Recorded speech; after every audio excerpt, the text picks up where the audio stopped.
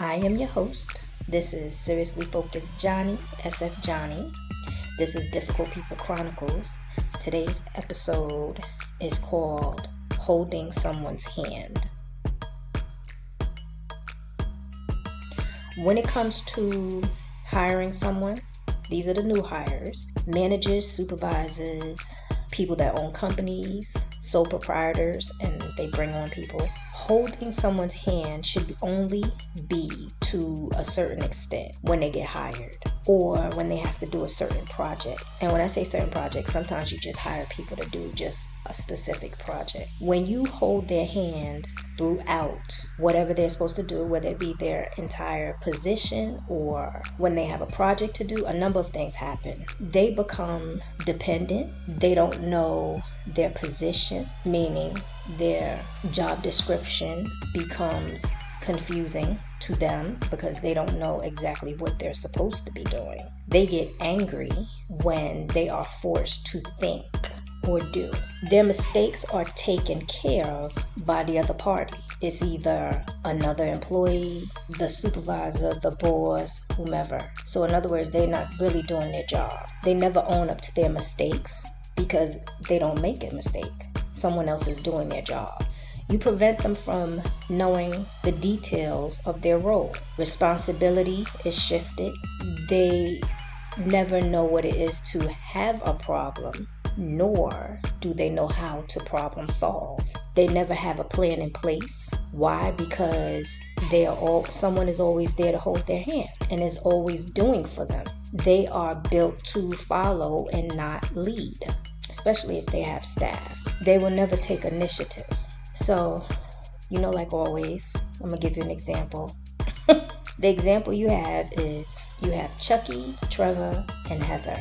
Chucky and Trevor are both managers, and Heather is the new hire, the new employee on board, working under Chucky. So it's Chucky and Heather that works together, and Chucky and Trevor are both managers, two separate departments. So the new hire comes in and is interviewed by Chucky. At that point, Chucky decides, this is the person I want to bring on board. I like the way her resume is and her past experience. She seems knowledgeable. The person comes on board, and for some reason, everything wasn't presented. Let's say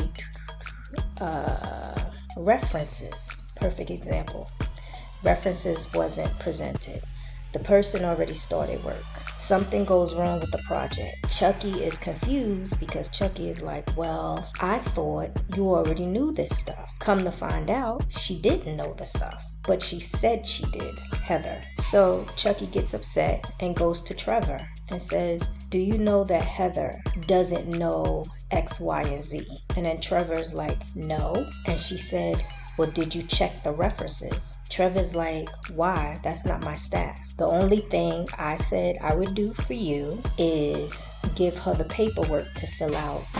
But I had no intentions of checking the references. So the argument goes back and forth because Trevor feels like, I said I was going to help you a little bit. I never said I was going to do the entire hiring process. And then Chucky gets upset. So now Chucky walks around and tries to blame it on someone else. The problem is that Trevor is always doing for Chucky. Heather's on board, sees this nonsense, and Chucky doesn't own up to her mistake. Why? Because somebody, everybody is always bailing Chucky out. Had Chucky done the references, she would have known that Heather wasn't fit for the job.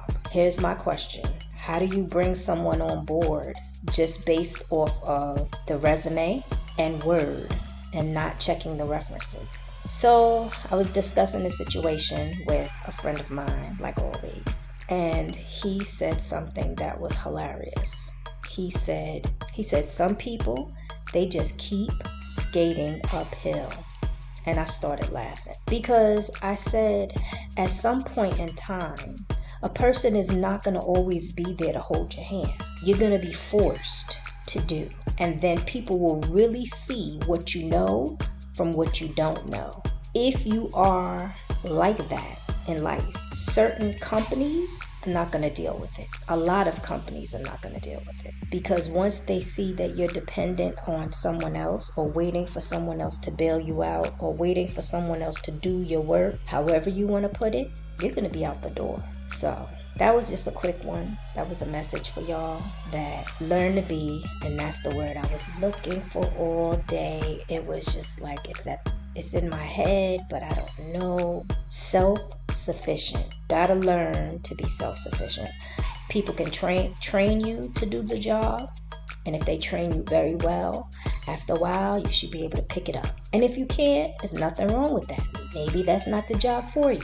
But holding a person's hand is not the way.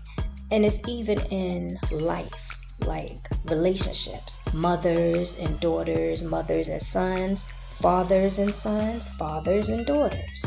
You gotta learn to allow your children to be self-sufficient to an extent once they get a certain age. Because if you keep holding their hand, that's what they're going to look for. And then when nobody's there to hold their hand, they're going to fall apart. And that's the whole concept of being an adult. Stepping into your own, making some mistakes, getting up, dusting yourself off, and trying again. So that's it for today. Check out my webpage. The link is under the summary. For suggested topics or one-on-one sessions or even group sessions, you can email me at sfj.peace@gmail.com, or you can go to my webpage, seriouslyfocusedjohnnie.com. The links is under the summary. Have a blessed one. You know my saying, love me more and I love you more.